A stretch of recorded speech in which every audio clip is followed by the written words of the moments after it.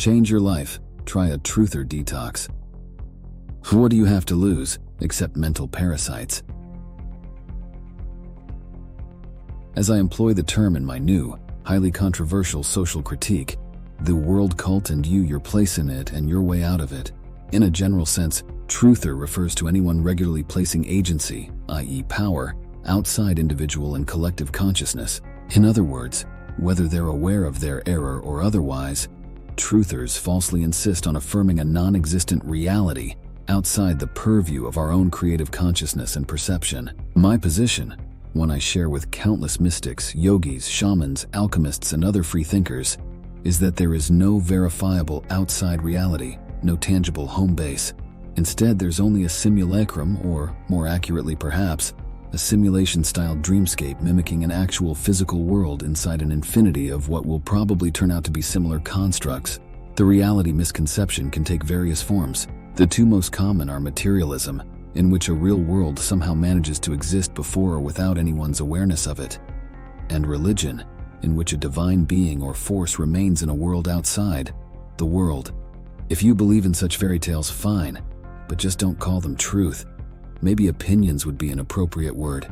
As I put it in The World Cult and You, try debunking anything in a way that can't be debunked and honestly assess whether there's anything real at all when it comes to what we so cavalierly dub the real world.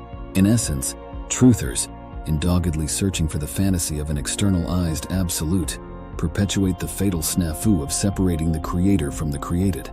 In so doing, they do a number of disservices to themselves, their message, and their followers here in this subjective reality construct, in which objectivity is merely a myth of hubristic philosophy and sloppy scientism. As I recently quipped, always put science in quotes. A major disservice in this scenario is that truthing inevitably leads to disempowerment, in which people, lured by the false promise of solutions, are tricked into stepping outside themselves again and again for answers to their personal and collective dilemmas, when, as I repeat over and over, the only way out is in. At their most benign or least malignant, truthers are genuine seekers doing the best they can in sharing their truth, while they've been led astray and are playing the Pied Piper for others in turn. At least they're not doing this intentionally. While their heads may be confused, their hearts are in the right place. At their worst, on the other hand, truthers, in my opinion, know exactly what they're doing and are happy to serve as parasitic mind controllers on the payroll of a spiritual adversary I call the Great Parasite. In this capacity, truthers are indistinguishable from cult leaders who knowingly extract money and loosh or vital force for their own purposes before tithing a significant portion of this stolen power up the food chain of the world cult to the god, the Great Parasite, who sits atop it. The actual nature and role of the Great Parasite is an extremely complex subject with a novelesque twist that I unpack in The World Cult and You, and that this meme, also found in the book, conveys via shorthand.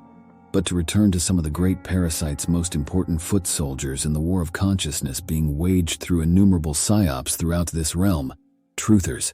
Truthers are experts, witting or otherwise, at promoting doomsday and other negative outcomes through manufactured consent that works exactly the same way as today's mainstream press that delivers subjectively driven, outcome-generating narratives in lieu of objective news. Reification is a helpful concept to emphasize here. To reify, according to the Cambridge Dictionary, means to make something more real or consider it as real, by using a toolkit of mind control tactics to energize the power of collective belief in whatever, a scientific model, a version of history, a conspiracy theory, etc. Truthers aren't discovering a truth, they're just making shit real. That, my friends, in a soundbite, is how this world, on personal as well as communal levels, manifests. We're in a massive feedback loop that involves our thoughts, innermost desires, actions, etc., in telling back to us the story we're telling about our lives, individually and collectively, regardless of their degree of complicity in creating groupthink via public brainwashing. It must be stressed that a major motivation of both kinds of truthers mentioned previously is, sadly, summed up in this meme.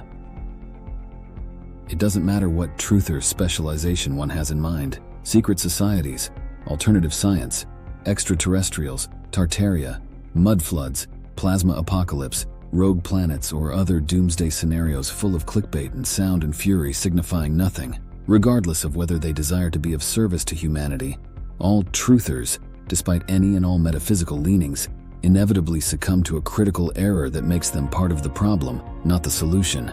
Adherence to something ostensibly real in a manifestly unreal reality. The simulation angle is a subject I explore in considerable depth in Chapter 3. In The World Cult and You, I'm careful to distinguish between truthers and other types of consciousness explorers.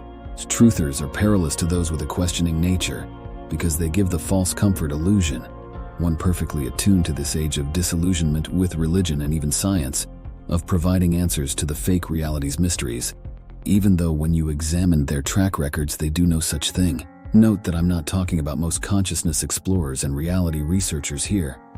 Truthers focus on solutions in the outside world, while the majority of sincere psychonauts understand that there is no outside world, and that empowerment in and escape from this crazy construct can only be an inside job. The best psychonauts or mappers of consciousness could care less what appears to be or not be happening in the external reality, which, by the way, in a way that undermines the real in everyday terms, appears at least somewhat different for everyone.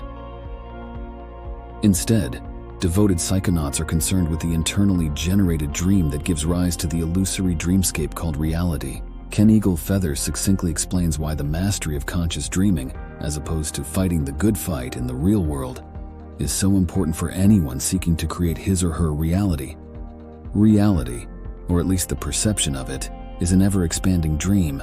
I go into strategies for promoting conscious dreaming of reality in considerable depth in my book. You might also enjoy this recent interview that explores some of this territory. Psychonauts may reference what is taken for reality, as I do in my writing, but they don't seek answers there, as they grok that the construct is a funhouse of creative mirrors that merely reflect back to us the real that we see in them. Truly, we're the creators of all that we behold. If you fail to grasp this operational principle of the dreamscape, it pretty much doesn't matter how smart or talented a researcher you are, because you'll inevitably just go in circles while forever convincing yourself and your followers that you're hot on the trail of a major breakthrough. And when one of your former supporters calls you out on your excuses and circular logic, you might, like a bona fide cult leader, just be inclined to throw that person under the bus as a traitor, agent, infiltrator, troll, or fill in the blank, simply out to create division in your community. A related analogy for conceptualizing how truthing functions is that research in the funhouse might be said to merely create rabbit holes that go ever deeper into the funhouse. In a mind-bending move, the reality construct makes it so that the closer truthers and other mundane researchers feel they are to the truth, the further they technically are from it.